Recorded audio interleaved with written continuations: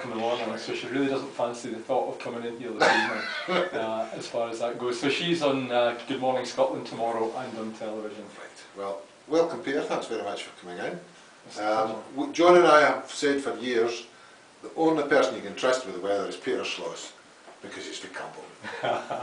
Yeah, but it doesn't make the weather any better. No, and there's a lot of talk that actually got worse whenever I started doing the weather.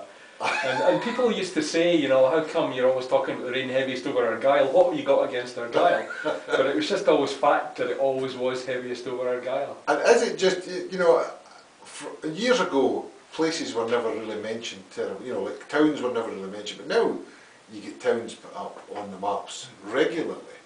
Is that something that was brought in to try and make it a bit more personal to areas?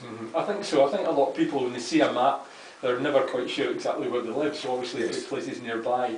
But I think too, you know, weather forecasts have got a lot more accurate over the years, but maybe we're not communicating the message very well. So we have these jazzy maps where people can't actually work out what's going on. Right. So I think by having the towns and trying to mention places when you do the weather forecast, it makes it that bit I think it does, no, I think it makes a big difference.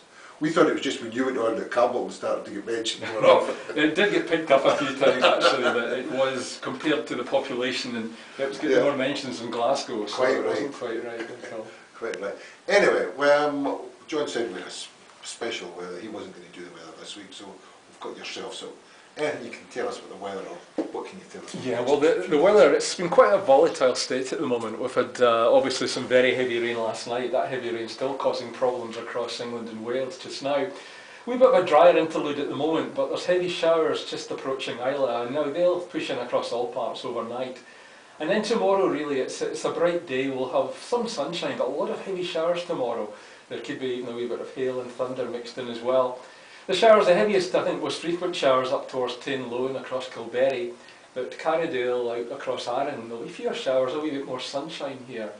Temperatures tomorrow, though, getting up to 8 Celsius in Campbelltown. That's 46 Fahrenheit. That's about a degree lower than we would normally expect at this time in November.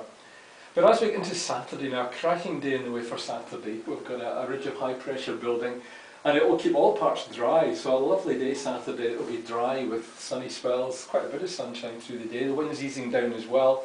Not terribly warm, but I think the fact of this dry sunshine and all the unsettled weather we've had, it will make such a big difference.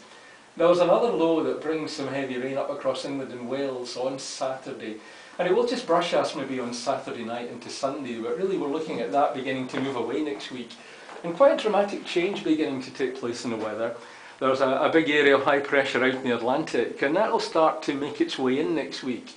And what we'll end up with, I think, is a high gradually building through the week. It'll bring much more settled conditions than we've had, so much drier weather.